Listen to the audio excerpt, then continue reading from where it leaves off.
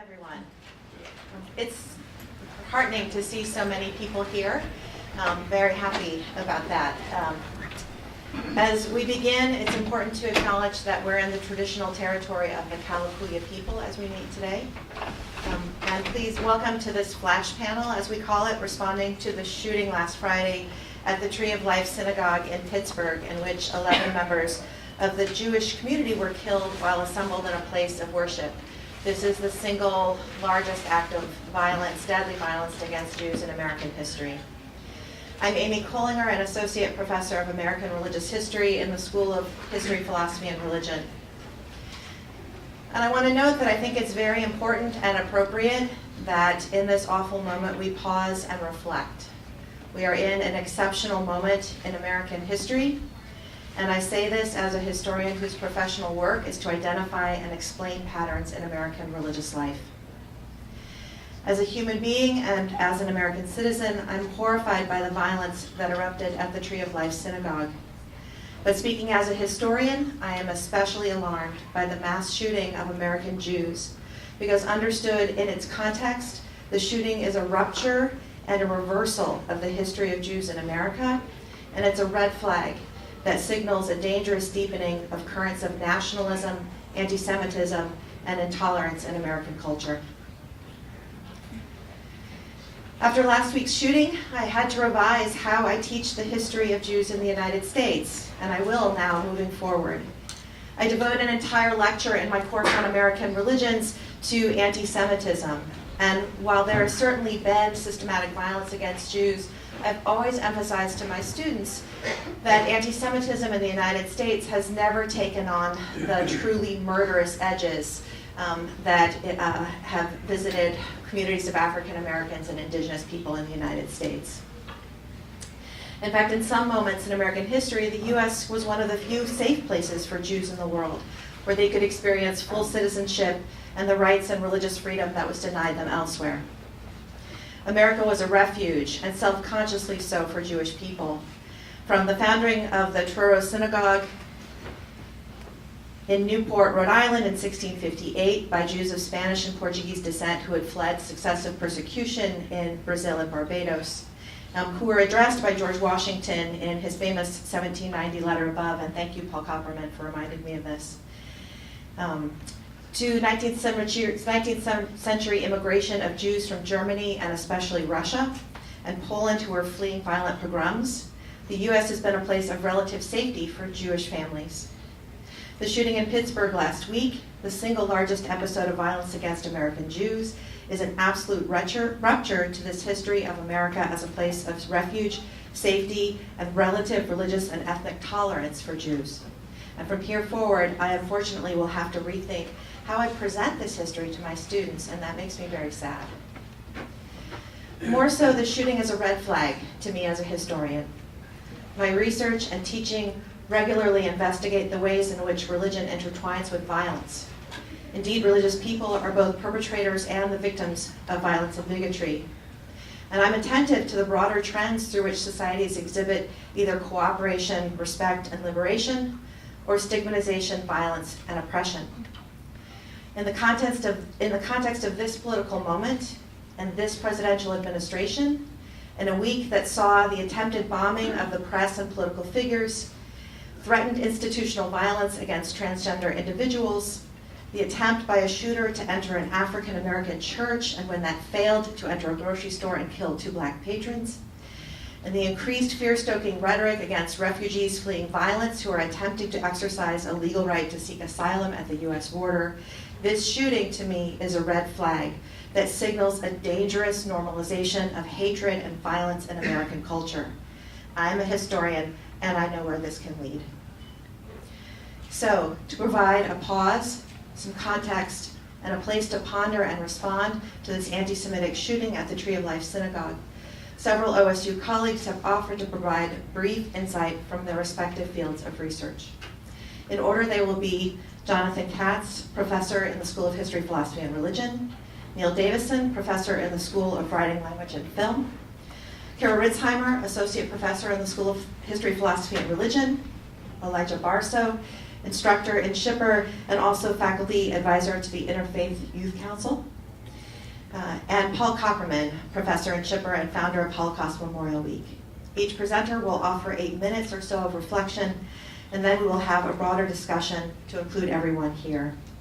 Finally, in the back, there's information on the table about relevant resources to today's topic, including the Peace Studies program, the Interfaith Youth Corps, and courses in the School of History, Philosophy, and Religion that address issues of violence and anti-Semitism in society. So I'd like to introduce John Katz.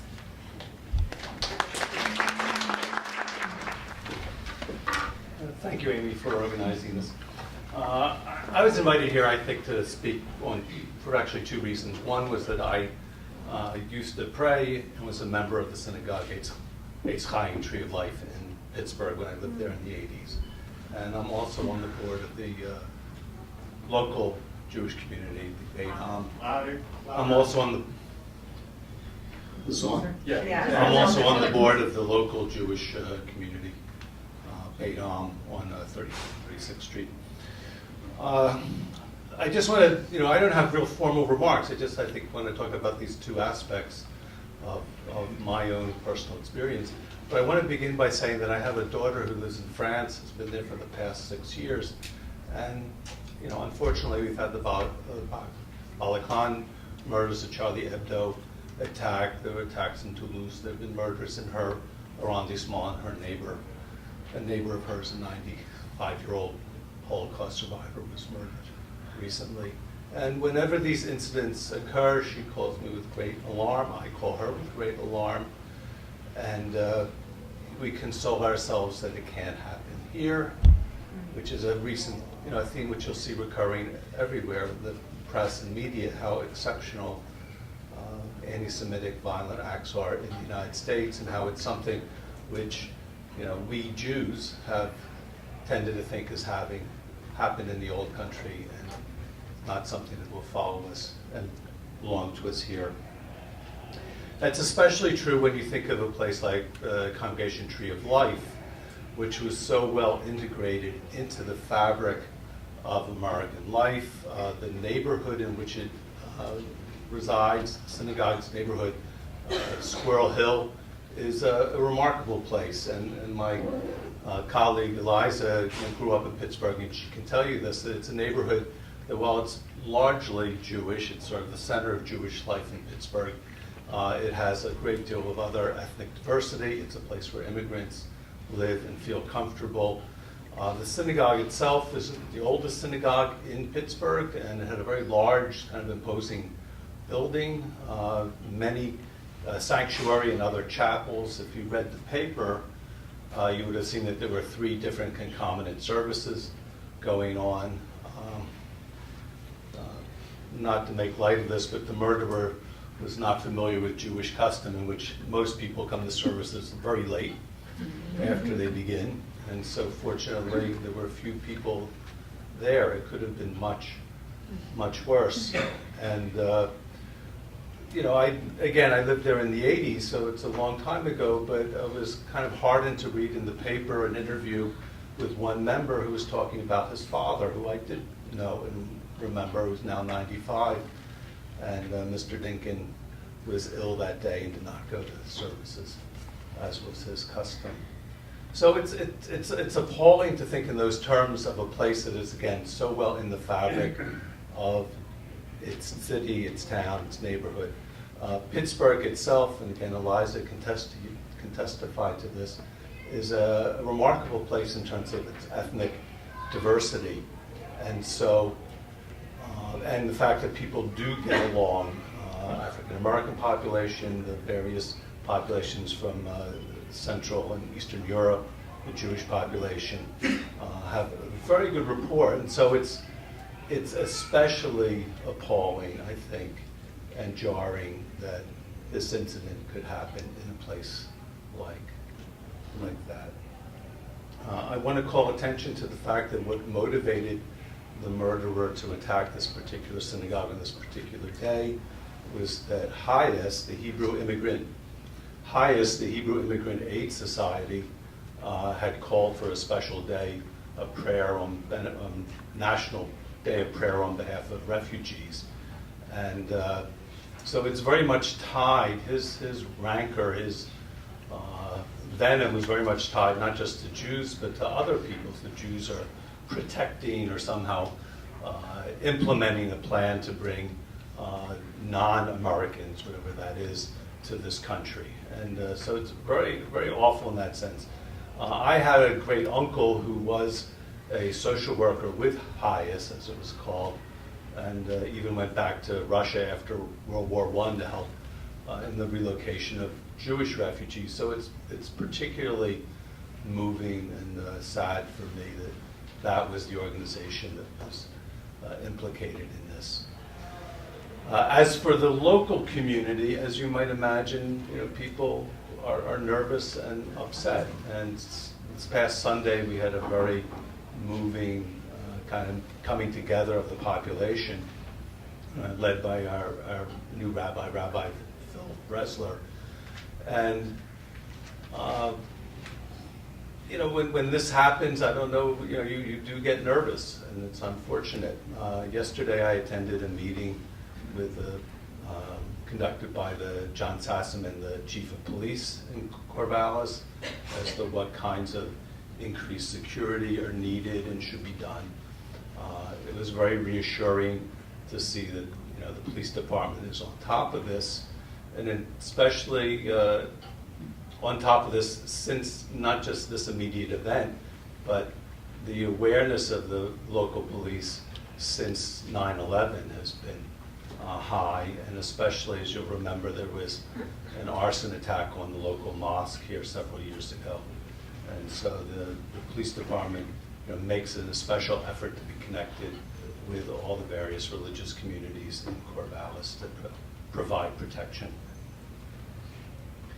I have a few, I'm hoping that my colleagues here will address some of the concerns that I have. I have a number of fears, and these are just my personal fears. I'm not speaking as a historian necessarily.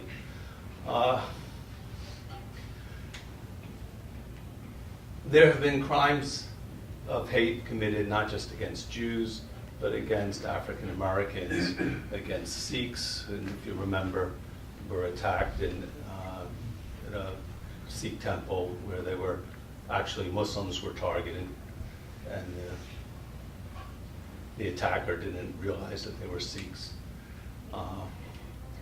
I realize that other people, other groups are attacked, but I think there is something in the history of anti-Semitism that is unique and requires special attention. I guess my fear is that in speaking about anti-Semitism, that too becomes fuel for the fire for anti-Semites to talk about Jewish exceptionalism or that narcissistic bent in the Jewish people that they call attention to themselves.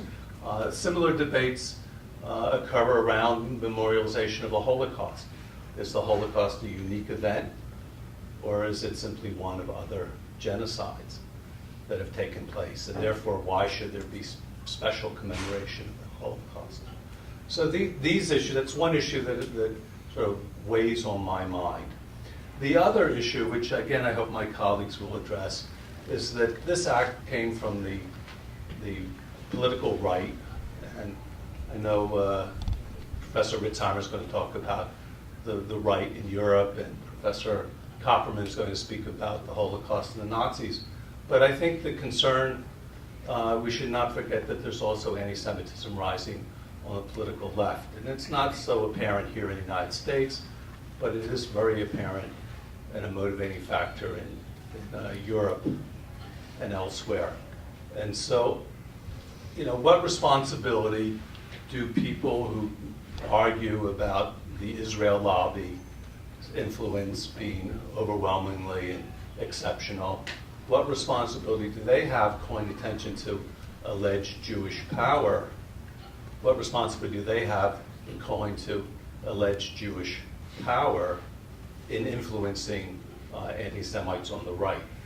And so at what point are the rhetoric of both left and right coming together? And that is a concern of mine, which I hope maybe we'll address that in questions. I don't have an answer to that, but I think it's a very, very, very prominent question that we have to address. So I've spoken for my 5-6 minutes, and I'll pass on to Professor Davison.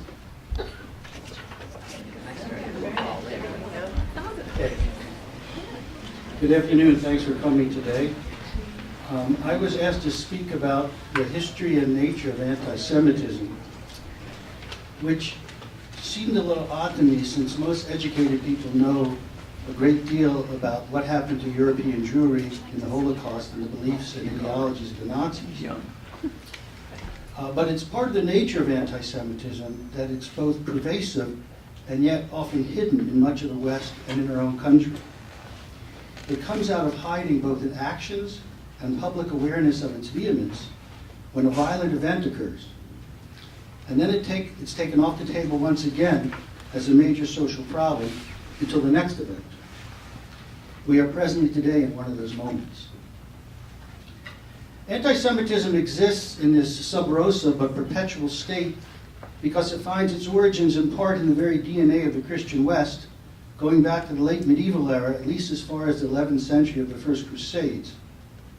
In the following centuries, the altering of the Catholic Church's stance on Jews and laws and opprobriums set against them as a fallen religious community, whose social evils like money lending were proof of this, made them not only into a religious and even proto-racial other of Europe, but established the myth of their intrinsic evil, both through inculpating them as a deicide nation, that is, a nation that killed God, and then suggesting through varied cultural sources that they chose en masse to be in league with the devil as a method of seeking a lost worldly power to take revenge against Christendom.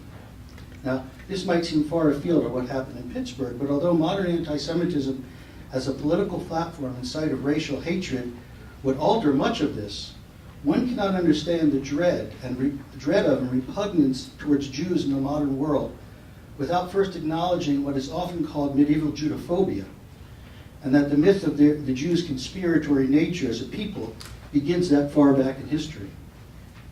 To begin to understand modern anti-Semitism, which has been called one of the longest hatreds in the world, one has to understand that Jews were emancipated in Europe only at the end of the 18th century, when the ghetto gates were opened and citizenship was finally offered to them in countries where they lived for 4 or 5 generations. After some 70 years of assimilation, conversion, and acculturation in these countries, Jews became one of the pivotal subjects of the new 19th century pseudoscience of race and racial hierarchy, and subsequently were positioned at the center of the most volatile social controversies within the rise of the nation state and racialized and religionized nationalism.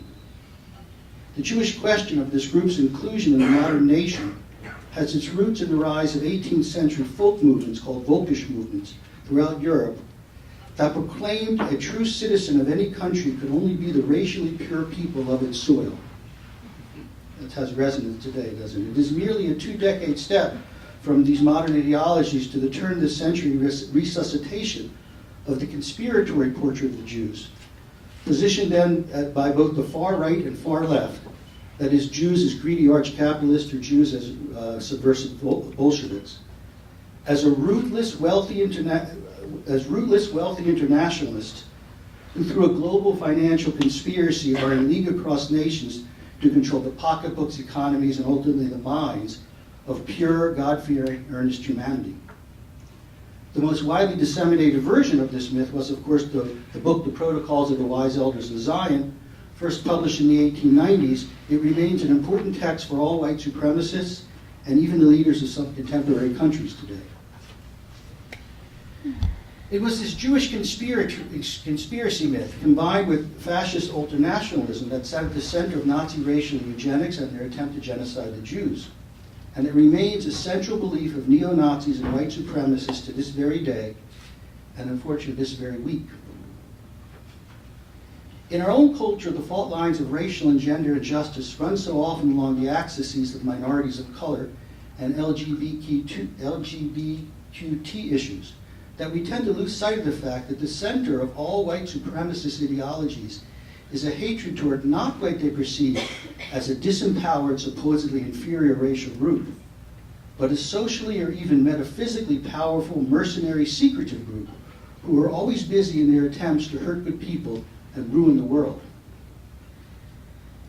I would add that anti-Semitism, because of this central myth of the world conspiracy, is not exactly a racial xenophobia, nor by far in our day and age a sheer religious hatred, and doesn't fit neatly into race as always being a topic that surrounds primarily the physical appearance of formerly colonized, often impoverished people across the globe.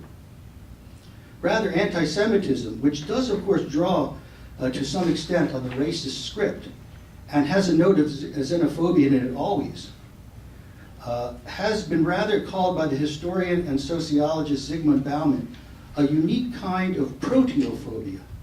That is, the fear and anxiety produced when confronting the people that don't seem to fit neatly into any clear or recognizable categories of race, nation, group, peoplehood, or even humanity. The Jew has rather been a specter in the Western world whose burden of destructive freight could be built on and changed as necessary to embody paradigms of difference and hatred throughout many historical periods, and unfortunately into our own. Thank you.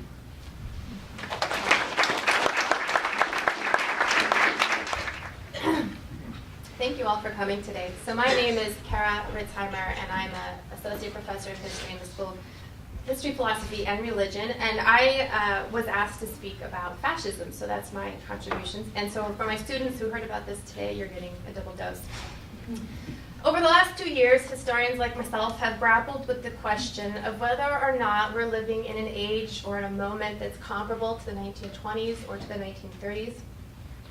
Timothy Snyder, a historian at Yale, explored this question in his book on tyranny, and most recently Christopher Browning, who's a professor at UNC Chapel Hill, authored an essay in the New York Review of Books that looked at the question of whether recent developments in America politically are similar to what happened to German democracy in the early 1930s. And as a little aside, I'll add that Christopher Browning is actually coming to OSU in April of next year for Holocaust Memorial Week, so we're very excited about him coming. I find myself grappling with this question of comparisons quite a bit. Partly I'm thinking about it because my current research project requires me to read a lot of Nazi-era produced publications. And I think about it because I'm a historian of modern Germany. It's part of my job to think and teach about Nazism. And I think about it because I'm seeing events take place that seem to echo developments in the 1930s.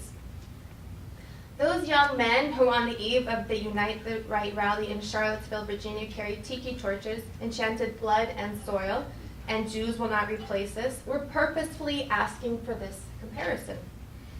They may not have been wearing brown shirts or black shirts, but they certainly were borrowing strategies and language from the Nazi playbook. And this past Saturday, the shooter who murdered 11 Jews at the Tree of Life Synagogue in Pittsburgh shouted, "All Jews must die." This murderous statement calls to mind Nazi efforts in the early 40s to murder all European Jews. Now, as a historian, this comparison makes me think about the particulars of Italian fascism and German Nazism and the historical context in which they emerged. In the early 1920s, Italy was experiencing high inflation, high unemployment, and an increase in nationalism. Liberal democracy seemed incapable of handling these problems, and Benito Mussolini took advantage of this moment and created the Fascist Party and forced his way into power. Nazism, the German variant of fascism, emerged in the 1920s. Repeated economic crises and high unemployment convinced many voters that liberal democracy again had failed. And by 1932, the Nazi Party had 37% of the popular vote. And then in January, Hitler was appointed the chancellor by President Paul von Hindenburg. But I kind of wonder if we're falling into a trap if we use the 1920s and the 30s as our measure of whether or not we're falling into something, if we're heading away from democracy and towards something we might call fascism. Either we'll stretch and pull too much to make this comparison work and seem either ridiculous or be called hyperbolic, or we'll just say that the comparison has revealed that we're in no way near the situation of 1922 or 1933. In other words, the exceptionality of the 1920s and the 1930s, an era filled with high unemployment, political street violence, and even prominent assassinations, may provide some false assurance that things aren't that bad. I'm wondering if it makes more sense to think of fascism not as a set of policies, but as a style. Fascists, both those in Italy and those in Germany, were typically anti-pacifist, anti-Marxist, anti-democratic, and anti-liberal. And by this I mean they rejected the idea of individual rights like free speech and equality before the law. Fascists embraced nationalism, were pro-war, and promised renewed national greatness. And they often treated in grievances. Nazis railed against the Versailles Treaty as an unfair dictate. Italian fascists complained about post-war territorial decisions. Fascists liked to project an image that was hyper-masculine and dynamic. They always needed to be doing something. They were highly aware of the power of propaganda. And the Nazis, I've come to see, were also highly aware of their brand. They copyrighted certain images, controlled who produced what, and sold merchandise at a profit. They belittled their enemies, they condemned the lying press, and they frequently divided the world into us and them. One factor that differentiated Italian fascism, of course, from German Nazism was German Nazism's highly racial charge, which Neil Davidson spoke to, or its murders, antisemitism. But I wonder if we even need to think beyond fascism. We're definitely seeing countries moving away from democracy, as John Katz suggested, countries like Poland and Hungary, and now it seems Brazil. And I would highlight that Viktor Orban of Hungary is often railing against George Soros, who was also a factor in the events of Saturday.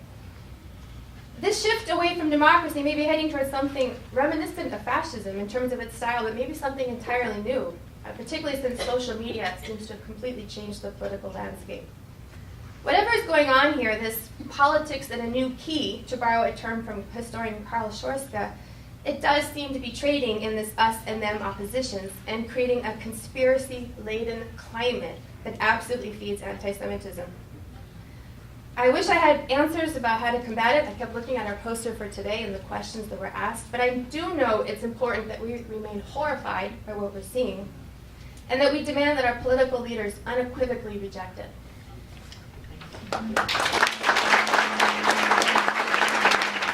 Great, thank you. So I'm Eliza Young-Barstow. I teach religious studies and history in the School of History, Philosophy, and Religion.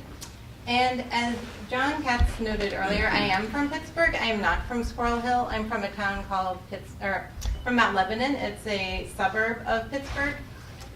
It has 2 synagogues. It is a substantial Jewish population, and I really feel like my current identity is very much indebted to my being welcomed into the Jewish community in Pittsburgh. I believe, as someone who's not Jewish, that a lot of my interest in questions about what religious people believe, how they live their lives, is very much formed by having the advantage of having grown up with religious diversity, and so I'm very thankful for that.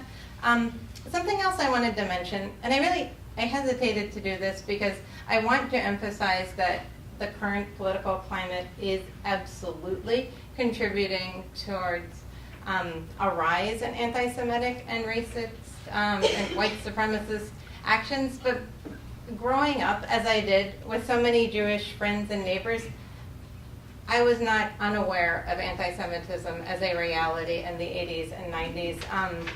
I had a friend who received a rock through his window, and so did the neighbors because they were Jewish. We had a new neighbor who moved in, I would say in the late 90s, who got, he and his Jewish family got a note that said they were not welcome, and it just sort of said it was anonymously from all of us on the street. It wasn't. Someone had been very cowardly and written that this is what we all thought, but she was actually speaking for herself. And this only came out because the man who received the letter was brave enough to ask one of the other neighbors, like, is this true or are we not welcome here? But she thought she could do that. She thought that she could scare him. Worst, really, and I've actually been surprised that this has not been a little bit more in the news. In 2000, in my town, Mount Lebanon, outside of Pittsburgh, a man from my town went on a shooting rampage. He began with his Jewish next-door neighbor. He shot her and killed her. He killed then he went to a local synagogue down the street from me. The preschool was not in session that day. He did put 2 swastikas on the building before leaving. He subsequently he went to an area where he knew he would find more African American people, killed an African American, killed 2 Asian men, and I would say killed 2 men of Indian descent. One died immediately, one died 7 years later after living a life in paralysis and then ultimately, succumbed to injuries from the shooting. He, at the time, there was a lot of talk about his mental illness, and I didn't know then that that was going to become a trend, that people who committed acts of terrorism, white individuals, would so often be identified as mentally ill. And sure, maybe they are, but that it was primarily categorized as such, despite the fact that he very explicitly said that he wanted to go after people of color, people who weren't white. He was very clear about his goals, much in the same way that more recently Bowers was clear about his goals in Pittsburgh. So I wanted to show you guys this chart. I use it a lot when I teach about immigration. It's really interesting because what you see in the blue line is the number of immigrants in the U.S. at any given time, and obviously there's going to be more now with a larger global population. What you see on the orange line is the percentage of the population at any given time that is comprised of immigrants.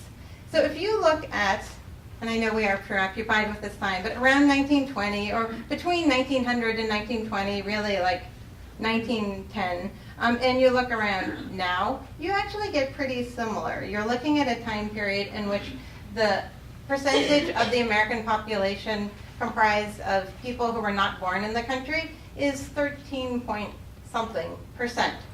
I think that's quite significant, that at time periods in which many Americans are questioning what is the future of this country going to look like, what people deserve to be citizens here, what will the health of our country look like if new people move in, you see more fear and more violence.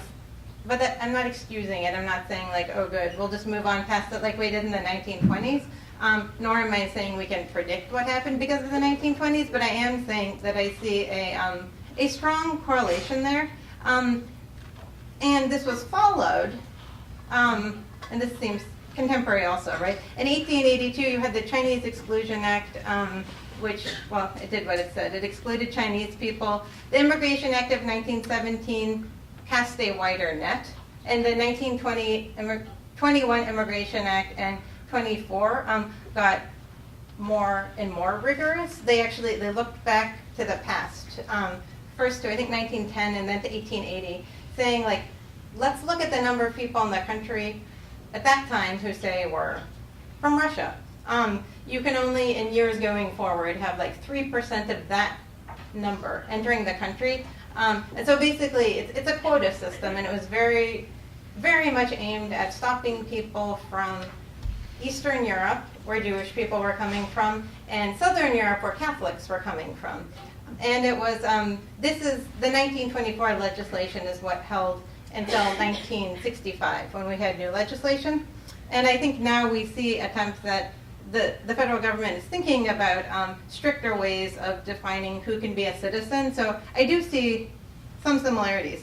Jewish immigration really was most pronounced in the late 19th century. You have a Jewish population at the time of the Revolution. I didn't put that on here. Then you have what is actually a big jump between 1820 and 1860. Then you have, in the middle of the 19th century, a lot of people coming primarily from Central Europe, by which I mostly mean German-speaking Jewish people. And then finally, you have lots and lots and lots of people coming all at once from Russia, Romania, Hungary, and they tend to be more conservative Jews. They're coming with poverty. They're coming fleeing persecution. They are coming because they were conscripted into militias they didn't want to be in. And so many of them arrived very quickly that this, combined with other immigration, led to the rise of the second iteration of the Ku Klux Klan, which is what I'm going to spend a couple of minutes on now. But before I do that, I wanted to share with you a couple of quotes from people who were deemed leaders at the time period. In 1912, Prescott Hall, an attorney who helped found the Immigration Restriction League, he worked hand in hand with a couple of other men. They believed strongly in eugenics. They believed that you really had to be careful about who came into the country. He said, down to the period of 15 years or so after the close of the Civil War, there was a fairly definite American type. The original settlers of this country were mainly Teutonic, belonging to what is now called the Baltic race, from Northern Europe, which has always been distinguished for energy, initiative, and self-reliance. Then, you remember there was the piece of legislation, the Immigration Act in 1924. Well, it had to be debated by Congress, so Ellison Durant Smith from South Carolina, while debating this, said he was arguing for stricter immigration legislation, and he said, thank God we have in America perhaps the largest percentage of any country in the world of pure, unadulterated Anglo-Saxon stock. So there's this real emphasis on racial purity that comes up, and it's being discussed among people in Congress. It's also being discussed among really just sort of average people who read the news, who go to church, who really concerned about the fate of the country and have decided through a combination of what they hear from, like, say, people in the federal government, what they hear from people who are involved in eugenics, from what they hear from people who are writing books about the great race and how it's going to be destroyed. The Jewish people are, these are all attributes I was jotting down earlier that crop up a lot. They're greedy, they're elite, so they're always sort of somehow connected to power. They're social climbers, they're urban, and that's kind of threatening for some people. They're urban, they live in cities, they're, I would actually put under that next, cosmopolitan and international. They're connected to these larger plans in the world, these larger communities, so less focused on the well-being of the U.S. They're sly and secretive, they're scheming behind the scenes, and actually often have like these sinister plans for the fate of the U.S. They're super aggressive capitalists, but they're also, another criticism is that they're socialists and communists, both. That obviously goes really well hand in hand, but they're running the banks, they own all the big businesses, and darn it, all of the Jews coming from like Romania and such, they know how to organize, and they're socialists and communists. Either way, it isn't good. One of the, forgetting his name, but Godard, a guy who worked in eugenics, said with great certainty that he was certain that Jewish people were actually fairly stupid, that his research had indicated as such. It actually indicated the same about most of the other immigrants too. They're immoral because their ancestors killed Christ. They're immoral because their men wanted to chase after Protestant women. They're immoral because they controlled Hollywood and were thus giving everyone else all this rubbish to consume. And I was reading something earlier, the historian Tassia Diner, who writes about American Jewish history, said the word that she would use is that everyone just thought Jewish people were like defective somehow. There was just so much wrong with them. They were just inadequate. So, the Ku Klux Klan was really born first in 66, and that was a product of 1866, I'm sorry, a product of a response to the end of the Civil War. It was primarily focused, really entirely focused on African Americans, but it was born again in the 1915 actually, but took off in the 1920s. And at that point, they had really cast their net larger for people who they deemed problematic.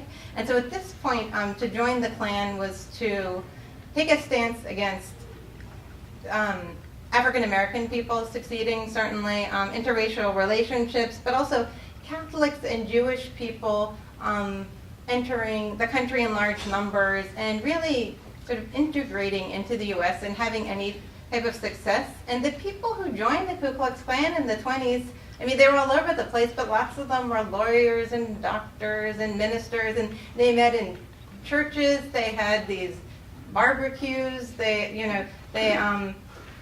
organized that if you had a problem, they might, if you had a problem, they might come and bring you food. They were these nice people that were just part of the community, but they were looking out for the good of the community, which meant that they were worried about Jewish and Catholic people in the community. So Ku Klux Klan, actually, that was a really big time for them, the 1920s. And, yeah, okay, and finally, I'm not going to talk about Henry Ford then. Great.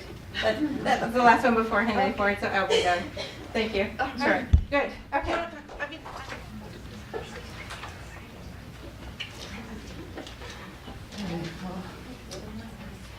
We often hear the line that ultimately comes from Hegel, that the only thing that we ever learn about history is that nobody learns from history. It may make for great wit, but it is way off. People learn a lot from history. Unfortunately, some of the lessons they learn are downright dangerous, or they forget the lessons they learn after a while, and that's problematical as well. But I would like to talk about some lessons that were learned from history, and particularly in association with the Holocaust, by the very nature of it, how cataclysmic it was. It forced people to really rethink a lot of things having to do with the Jews. And in my course on the Holocaust, History 425, I in fact deal with a lot of different areas where people learn, but I'm going to focus on one today, and it's perhaps the most dramatic. And still having difficulty hearing me? Okay, is that better? Thank you.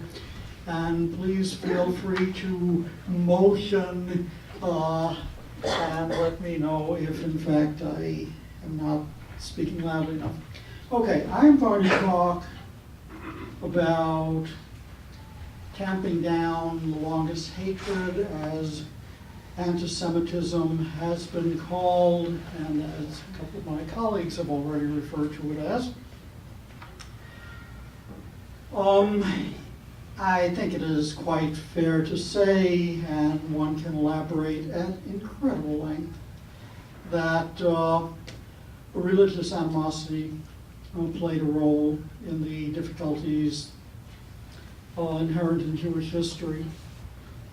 Antisemitism can fairly be called the longest hatred. One can easily find evidence of it in the Bible, in other ancient literature that predates Christianity. I mean, we're talking 2,000 and 3,000 years ago. And not only that Jews were disliked, but many of the negative stereotypes that still hound Jews, we can find back then in these ancient sources. So there was an attempt to break away from these. And it must be said, regardless of how difficult the relationship had been between many Christians and Jews, and many Christian churches and Jews, that in the wake of the Holocaust, the various Christian churches and denominations fundamentally rethought what they would teach about the Jews, how we should understand the Jews, and that we should understand the Jews. And we find that the churches take a stand, and very dramatically so. I will talk first about the Protestants, as reflected in a statement put out by the inaugural session of the World Council of Churches in 1948, that we call upon all the churches we represent to denounce antisemitism as absolutely irreconcilable with the profession and practice of the Christian faith. Antisemitism is sin against God and man. And then, perhaps even more famously, the huge break that the Catholic Church made, inspired by Pope John the 23rd, and the fundamentally important council, known as Vatican II. which would put out finally a declaration that refers to the Jews several times, but I'll just quote one instance. The church, mindful of the patrimony she shares with the Jews, decries hatred, persecutions, displays of antisemitism directed against Jews at any time and by anyone. These were nice words, as were the words by the Council of Churches, representing many Protestant churches, but the point is they were followed up by church after church after church, and denomination after denomination after denomination, fundamentally changing what they were going to say and what the children would be learning about the Jews back in Jesus' time and the Jews in the contemporary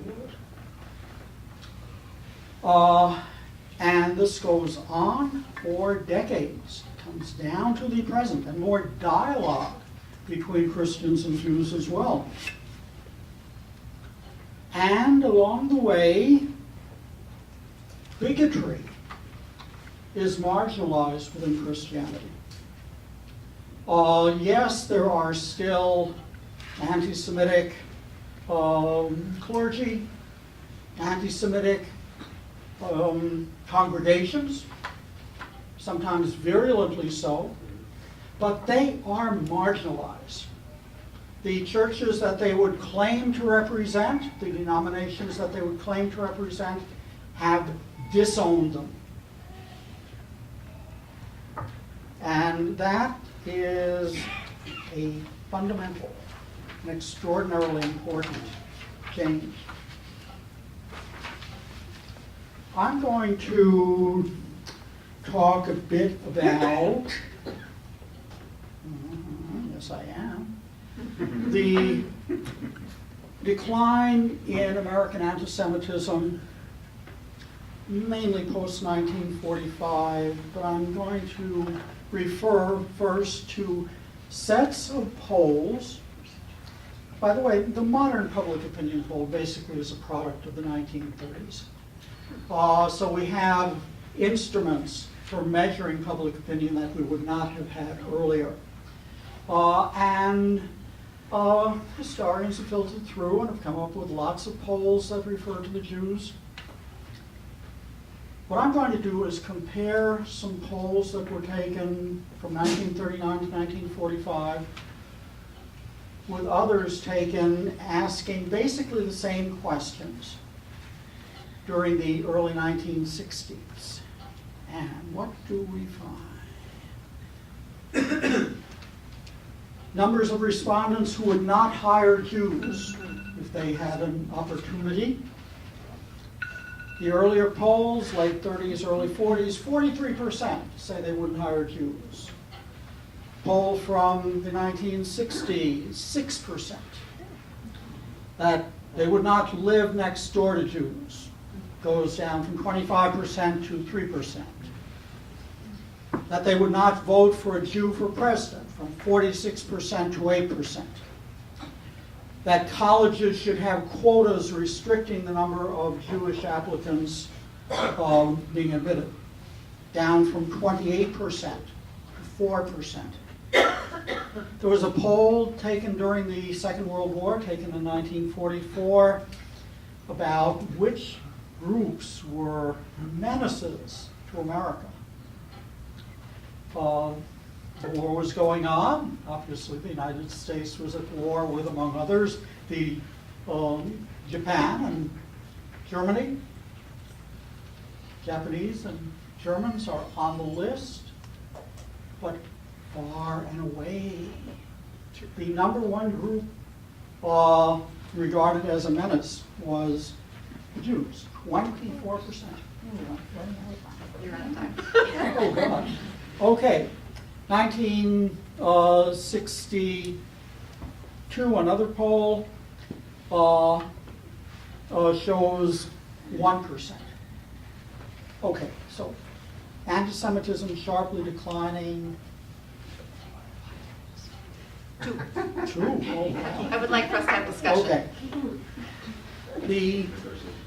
Okay, a few quick things from the Anti-Defamation League.